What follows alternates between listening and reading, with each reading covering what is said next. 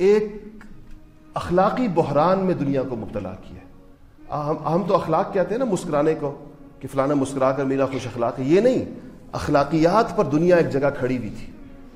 اخلاق پر ایک بات یاد آئی، ہمارے ایک بہت اچھے دوست ہیں اور بڑے فاضل عالم ہیں، اس سے آپ کو اخلاق سمجھ میں آئے گا کس کو کہتے ہیں۔ آخری وقت ختم ہو گیا، میں کچھ آج اس پہ بات یہ رکھنا چاہ رہا تھا تفصیل سے، لیکن اس میں وقت نہیں ہوتا ہمارے پاس، کہ وہ کہنے لگے، انہوں نے امریکہ کے اندر بڑے فاضل آدمی، بڑا عرصہ امامت کی امریکہ کے اندر، اور بڑی عربی، انگریزی، اردو ساری زبانوں پر بڑی مہارت ہے، لکھتا ہی بہت اچھا ہے۔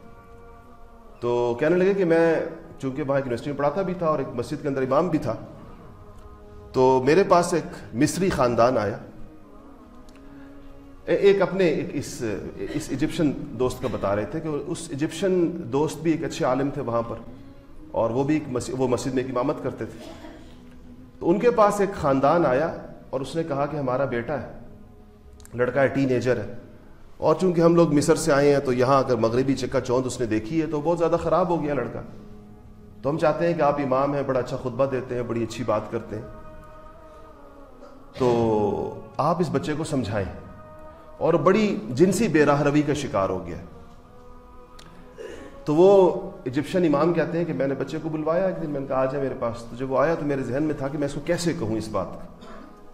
تو کہتے ہیں میرے دل میں حدیث شریف آئی کہ بالکل یہ کیس تو رسول اللہ صلی اللہ علیہ وسلم کے پاس بھی آیا تھا، کہ ایک صاحب تھے اور انہوں نے زنا کی خواہش کا اظہار کیا، تو لوگ ان کو ناراض ہونے لگے کہ تم نے کیسی بری بات کی، لیکن رسول اللہ صلی اللہ علیہ وسلم نے ان کو بڑے طریقے سے سمجھایا۔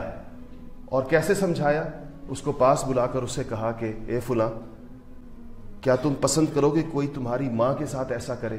وہ کہتا ہے یا رسول اللہ میرے ماں باپ آپ پر فدا، میں نہیں چاہتا ایسا۔ تو انہوں نے کہا کہ لوگ بھی ایسا نہیں چاہتے کہ ان کی ماؤں کے ساتھ ایسا ہو۔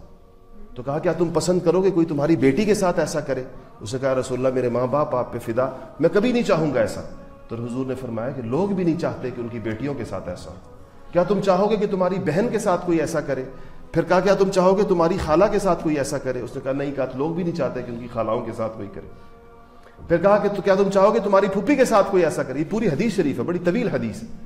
وہ کہتے گئے، حضور صلی اللہ علیہ وسلم پوچھتے گئے اور وہ کہتے گئے یا رسول اللہ میں نہیں چاہتا ایسا، اور اللہ تعالیٰ نے اس کے دل کے اندر سے بالکل وہ بات نکال دی۔ تو کہنے لگے میں نے سوچا کہ میں یہی ہر بار اس بچے پر بھی آزماؤں۔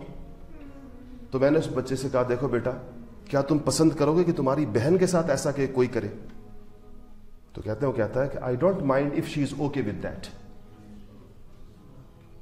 کہتے ہیں میں ہکا بکا رہ گیا، اپنی جگہ میں کھڑا ہو گیا بالکل ہی، کہ اب آگے تو بات ہی نہیں چل سکتی۔ کہتا I don't mind if she is okay with that. یہ تہذیب ہے یا نہیں ہے؟ یہ تہذیب کے اثرات ہیں یا نہیں ہے؟ یہ وہ اخلاقی بحران ہے جس کے بارے میں علامہ اقبال کہتے ہیں کہ مغرب نے پوری دنیا کو دیا ہے۔ تو وہ کہنے لگے، ایجپشن عالم کہنے لگے کہ ہمارے مصر کے اندر ہزاروں برائیاں ہیں، ہم ان سے انکار نہیں کر سکتے، لیکن ابھی تک یہ کیس ہمارے سامنے نہیں آیا کہ کسی انسان کو اپنی بہن اور بیوی اور بیٹی کے اوپر اس کو غصہ آنا ختم ہو گیا ہو۔ یہ جملہ بھی آپ کسی سے کہیں تو وہ آگ بگولا ہو جائے گا، پوچھ بھی نہیں سکتے آپ کسی سے اس کے اوپر۔ کہتے ہیں ہم نے یہ واقعات ہم نے کم سے کم اپنے ہاں نہیں دیکھے۔ یہ مغربی سوغات ہے۔